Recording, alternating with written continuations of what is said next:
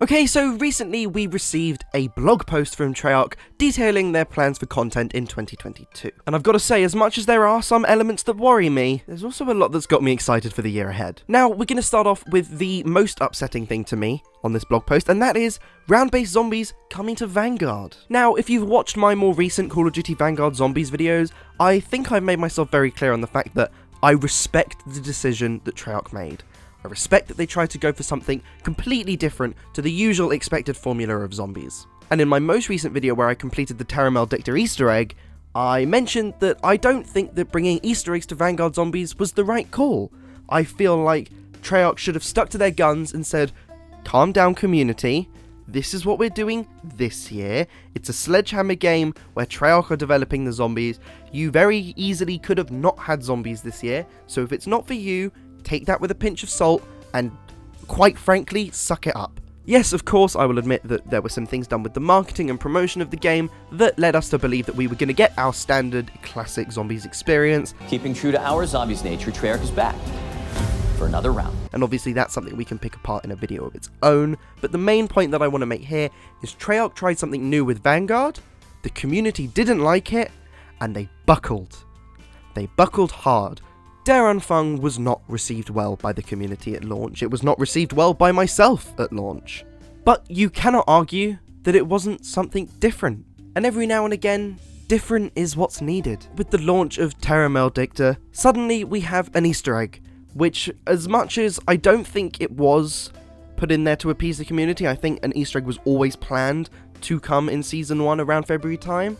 The Easter egg was so poor and so lackluster that it felt like Treyarch was saying, look, here's your Easter egg, you wanted that, have it, enjoy, please.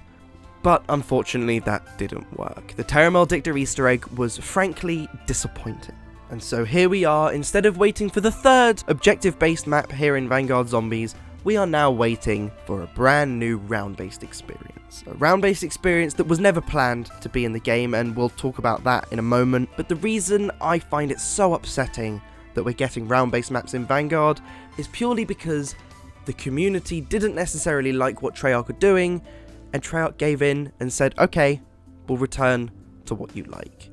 And what does that say for the future of Call of Duty Zombies? Will we never see true innovation again? And as much as that does sound extremely pessimistic, I do see it as a very, very valid way, and quite frankly, the most likely way that this situation will play out. But now that I've mentioned why I believe that Treyarch going from something that wasn't necessarily good, but was inarguably fresh and new, back to what's tried and tested and, quite frankly, familiar to all of us, isn't necessarily the best way that Vanguard Zombies season of content could have played out, let's have a look at what we can expect from this round-based mode. For a start, just a comment about this blog post in general. I love the transparency. Right here, Treyarch say, while we're extremely excited to deliver this classic style of gameplay for Vanguard players, we want to set the expectation up front that it's going to take some time to get into your hands. I love that.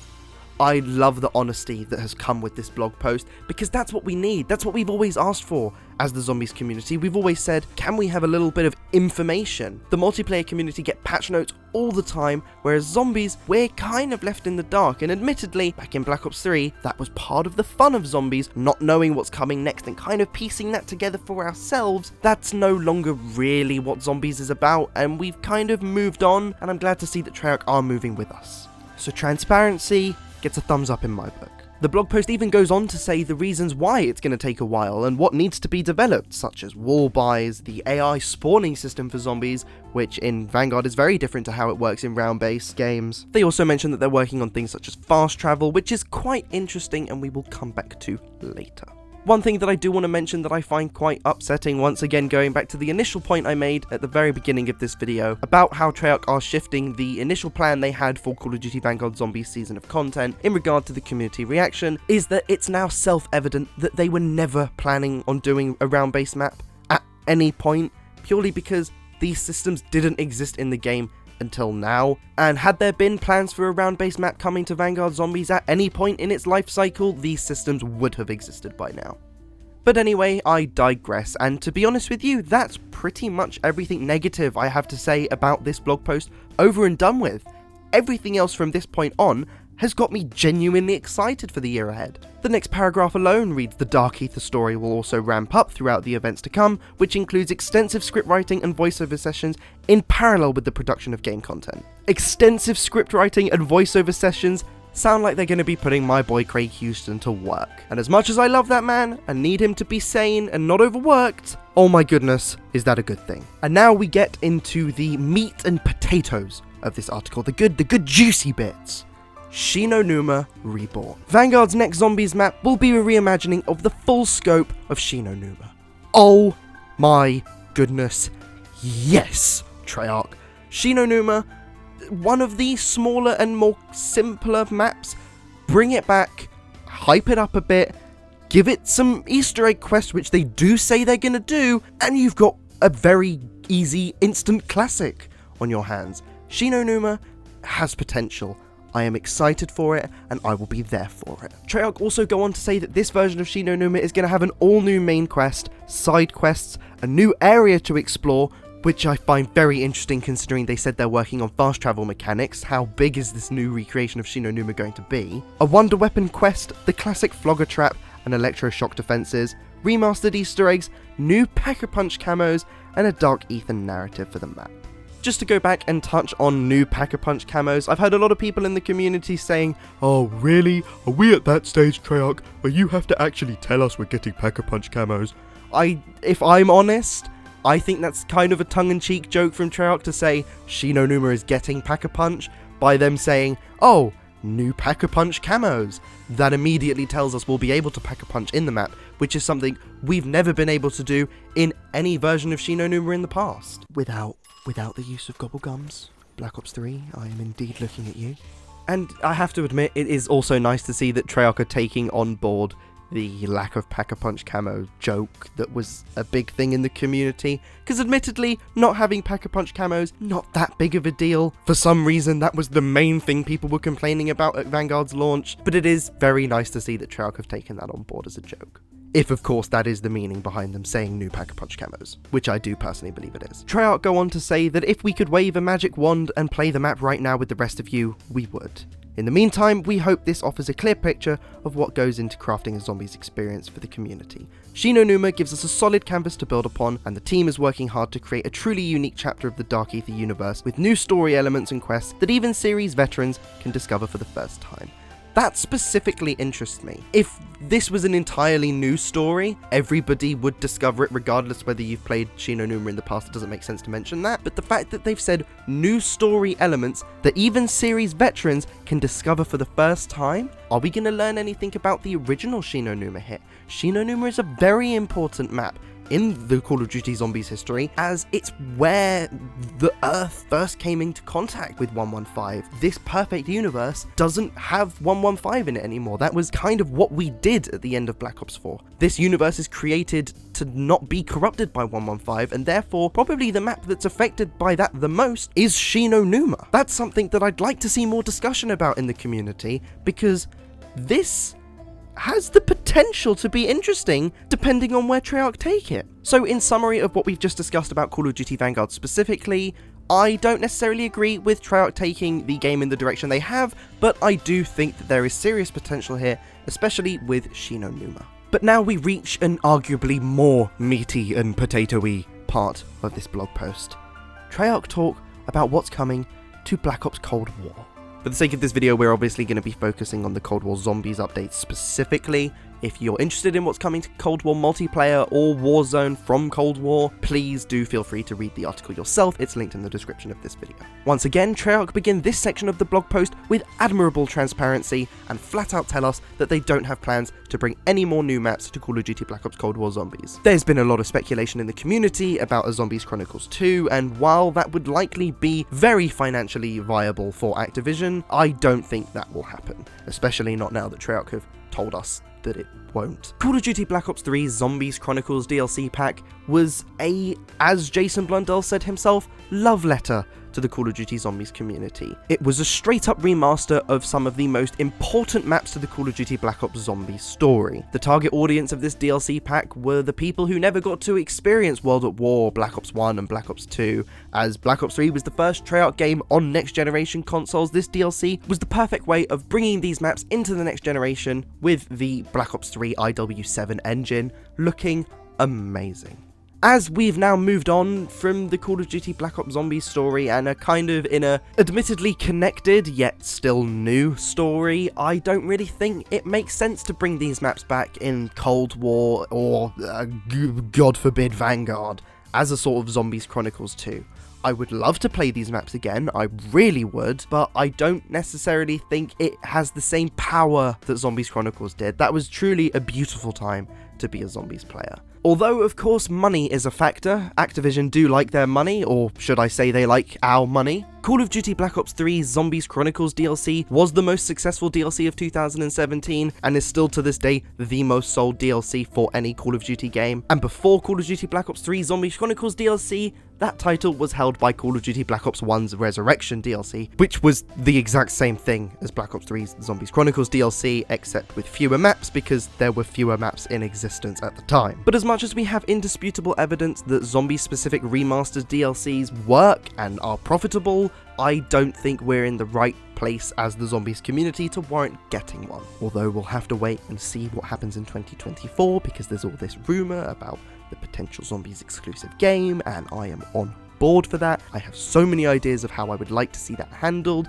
Admittedly, they are way too big ideas to actually come to fruition, but my goodness, am I excited for that as a potential thing that may exist in our lifetimes. My goodness, I'll cry when the trailer comes out. But anyway, let's move on with the blog post. Treyarch mentioned a couple of things they're bringing to Outbreak, to Onslaught, and to other bonus modes throughout Black Ops Cold War, which, while it's nice to see, I don't think those modes have that big of a community.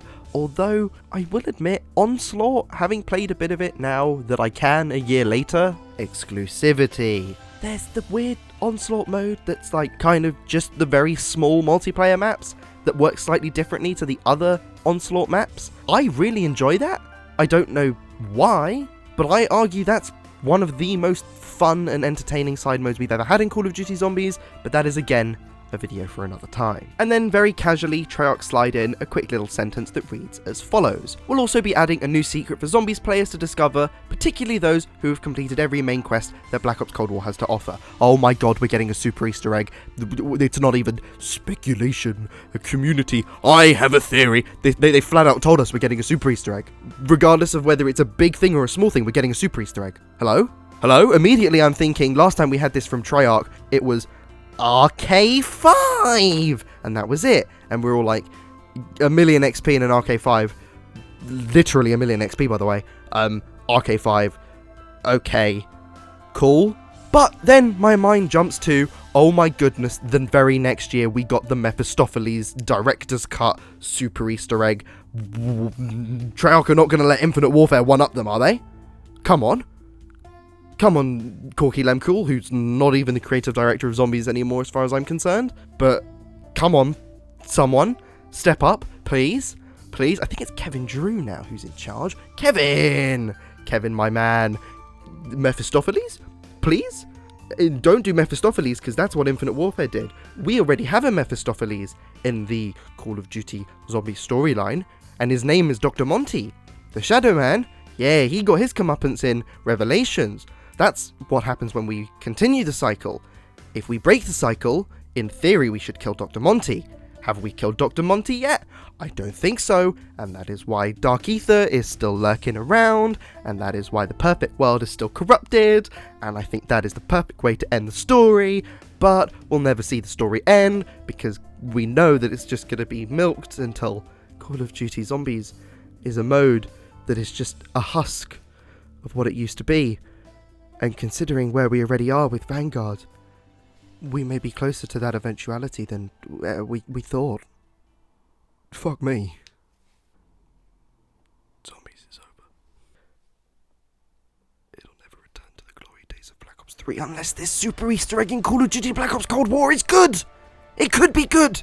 Now, I'll be honest, I'm going to manage expectations here. I don't think we will see a Dr. Monty boss fight, as much as I think that would be the perfect way to end the zombie storyline. I am once again excited for the future of Call of Duty Zombies. I want to see where this super Easter egg goes in Cold War Zombies, because Cold War Zombies was overall, by the end of its life cycle, a very, very good year of Call of Duty Zombies content. And we do get a little bit more information from Treyarch about the super Easter egg, letting us know that it will be something a little bit more substantial than just an RK5, because at the very end of the Call of Duty Black Ops Cold War Zombies segment of the blog post, they say, as for that secret we mentioned earlier, you'll have to discover its location on your own. If you haven't completed all 6 main quests yet, let's just say now would be a good time to get on that. Depending on how many you've managed to conquer so far, over a dozen unique rewards could be waiting for you, including a permanent upgrade in every Zombies map. Good luck. I've got to say, the one Call of Duty Black Ops Cold War Zombies Easter egg I've not done is Mauer der Toten. I did all of the others solo. I tried to do Mauer der Toten solo, and I died in the boss fight. If I'm honest, I didn't really like Mauer der Toten that much, so I never had the motivation to replay it, but now I bloody well do. And I'm sure you do too, because I can almost guarantee you, after the rocky year we've had so far with Zombies content, Treyarch are going to be pulling out all of the stops to make sure this super Easter egg is one to remember.